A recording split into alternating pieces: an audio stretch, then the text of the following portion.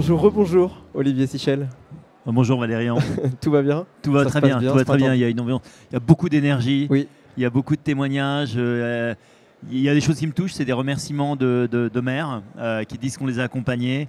Donc ça fait plaisir et ça recharge en énergie la Banque des Territoires, ça la recharge en projet, ça relance la mécanique avec beaucoup d'innovation, beaucoup de choses à partager.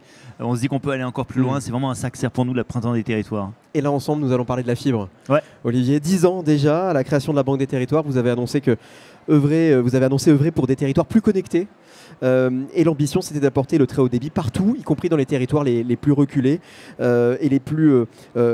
pour chacun des Français en tout cas, hein, c'est l'ambition. Vous en êtes où justement, Olivier Sichel, aujourd'hui? Alors on est à peu près à 85% du programme. Quand je suis arrivé, quand on a créé la Banque des Territoires, on était au tout début, il y avait 500 000 prises en haut débit dans les zones rurales. Il faut en faire 11 millions et on est à peu près à 10 millions. Ça va très très vite. Il y a des territoires qui sont connectés à toute vitesse. Il y avait le président de la région Bretagne, Loïc Chenet-Girard. Chez lui, on est à 40 000 prises tous les mois. Donc ça va très très vite. Tout le monde a joué le jeu. C'est un chantier industriel dont on ne se rend pas compte. Il faut déployer des kilomètres, des dizaines de kilomètres, des centaines de kilomètres de fibres en aérien sur des poteaux, ouvrir les trottoirs, les raccorder, faire ensuite que les opérateurs de détail, ceux qu'on connaît tous, les Orange, Free, Bouygues, viennent et se branchent sur des réseaux qui sont des infrastructures communes. Ça a été un gigantesque chantier que la France a réussi. Et ce n'est pas le cas partout, Valérian. Si vous allez en Belgique, si vous allez en Allemagne, si vous allez en Italie, les zones rurales sont beaucoup moins desservies et tout le monde se plaint et tout le monde dit qu'il y a une fracture numérique. Cette fracture numérique, on a réussi tous ensemble à la résorber en France. Alors justement, ça m'intéresse. C'est quoi les clés du succès effectivement, comment on réussit un projet comme celui-ci, avec peut-être aussi autant d'acteurs mobilisés? Alors, c'est vrai qu'il y a eu un cadrage qui a été posé par l'État, il y a eu une volonté politique. Tout le monde a dit au départ, il faut qu'il y ait 100% du territoire connecté. Mais dans ce cadrage général, il y a eu beaucoup de souplesse faite aux collectivités locales. Il y a eu des déploiements qui ont été faits à l'échelon régional. Je pense à la région Grand Est, et on avait fait un printemps des territoires avec Jean Rotner, qui était à l'époque président, où il avait décidé, moi ce sera toute la région Grand Est qui sera connectée, et je fais ça à l'échelon régional. C'est réussi, c'est terminé. Vous en avez d'autres, ça a été à l'échelon départemental. Ça a été le cas du Var, ça a été le cas de l'Hérault. Il y a d'autres cas où ça a été plusieurs départements qui se sont mis ensemble. Et aussi, les modèles économiques des délégations de services publics ont été véritablement sur mesure. Ce qui est sûr, c'est que du côté de la Banque des Territoires, on a mis à peu près 2 milliards. 1 milliard en investissement, 1 milliard en prêt pour accompagner à chaque fois les développements.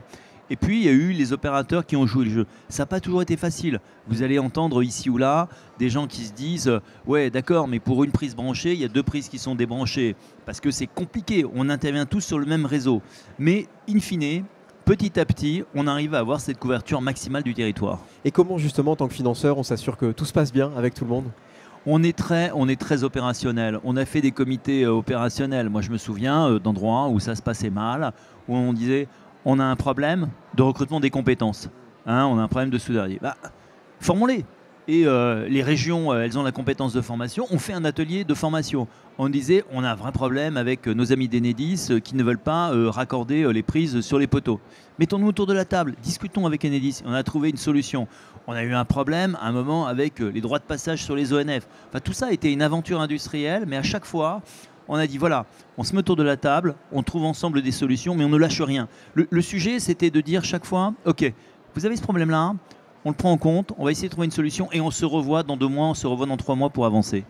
Et j'imagine, pour porter cette vision commune, il faut une bonne communication. Et c'est aussi un des points forts de la Banque des Territoires, qui connaît bien ses territoires. Oui, chaque fois, on a fait des inaugurations lorsqu'on ouvrait ce qu'on appelle des nœuds de raccordement optique. Et on a dit, voilà, la fibre arrive. Et les gens l'attendaient. Les gens l'attendaient parce qu'il faut bien voir que quand vous n'avez pas la fibre, vous êtes un peu un citoyen de second rang. Vous n'avez pas accès à la distraction, vous n'avez pas accès à la communication, vous avez difficilement accès au télétravail.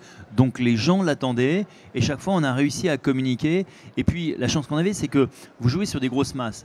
À 10 millions, quand je dis 40 000 raccordements en ce moment sur la région Bretagne, ça se voit, quoi. Ça veut dire que toutes les semaines, vous avez des villages qui ouvrent et qui disent ça y est, on a un raccordement de la fibre optique. Donc ça, c'était une espèce de grande vague qui a mis du temps quand même au démarrage. Hein. Les gens n'étaient pas sûrs que ça fonctionne, mais qui a été un très très grand succès.